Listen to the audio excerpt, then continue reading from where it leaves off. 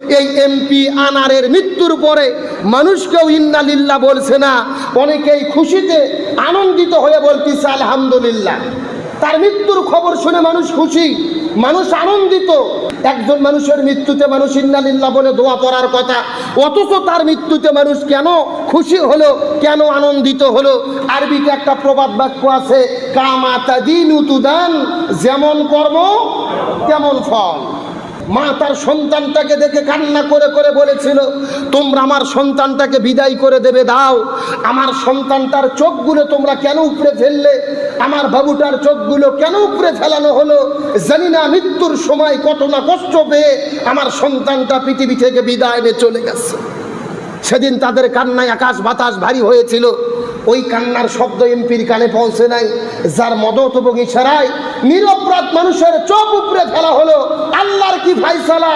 দুনিয়ার মধ্যে কয়েক বছর পরে ক্ষমতা থাকা অবস্থায় আল্লাহ তার লাশটাকে টুকরো বিটুকরো করে ফায়সালা করে দিয়েছে।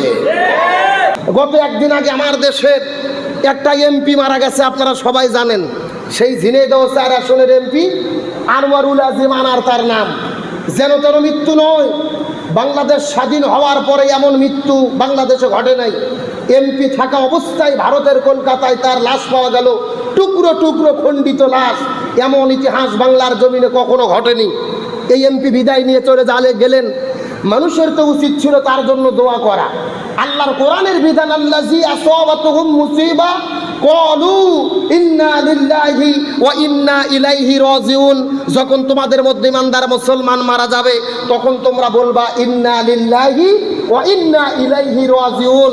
তবে দুঃখের বিষয় হলো, এই এমপি আনারের মৃত্যুর পরে মানুষ কেউ ইন্না লিল্লাহ বলছে না, অনেকেই খুশিতে আনন্দিত হয়ে বলতেছে আলহামদুলিল্লাহ।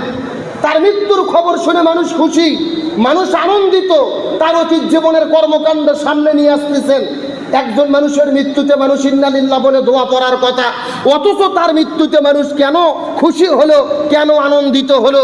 আরবিতে একটা প্রবাদ বাক্য আছে, কামা তাদিনু তুদান, যেমন কর্ম তেমন ফল। এই এমপি আনারকে 2016 সালের ঘটনা, সেই ঝিনাইদহ মাত্র ইন্টারমিডিয়েটে পড়ে আমার প্রিয় ভাই সোহান ইসলামী আন্দোলনের একজন কর্মী শিবির করত। এটাই তার অন্যায়। সাদা পোশাকধারী কিছু লোক তাকে উঠে নিয়ে গেল।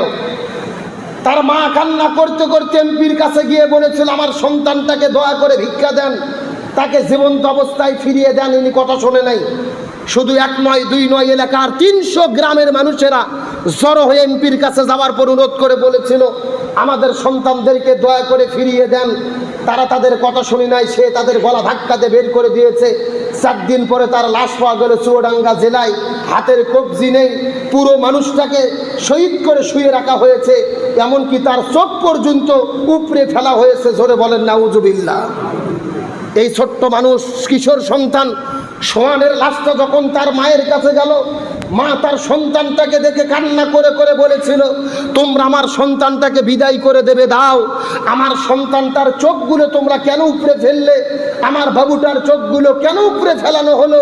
জানি না মৃত্যুর সময় কত না কষ্ট পেয়ে আমার সন্তানটা পৃথিবী থেকে বিদায় নিয়ে চলে গেছে।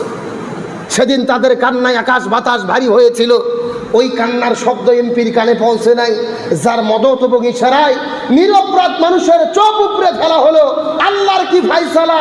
দুনিয়ার মধ্যে কয়েক বছর পরে ক্ষমতা থাকা অবস্থায় আল্লাহ তার লাশটাকে টুকরো বিটুকরো করে ফায়সালা করে দিয়েছে। আজকে তার লাশের খণ্ড পর্যন্ত খুঁজে পাওয়া যাচ্ছে না। এগুলো কার ফায়সালা? আল্লাহ বলেন, ওয়ামাকারু ওয়ামাকারাল্লাহ, নিশ্চয় তারাও ষড়যন্ত্র করে, আমি আল্লাহ আমিও পরিকল্পনা গ্রহণ করি। আল্লাহু খায়রুল মাকিরিন, নিশ্চয় আমার কৌশল, আমার পরিকল্পনাই সর্বোত্তম, সেটাই বাস্তবায়িত হবে।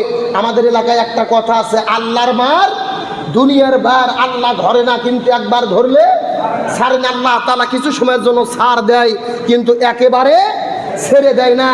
আজকে তার এই সমস্ত কৃতকর্মের জন্য মানুষেরা খুশি। তার মৃত্যুতে মানুষ ইন্না লিল্লাহ না বলে খুশিতে আলহামদুলিল্লাহ বলছেন।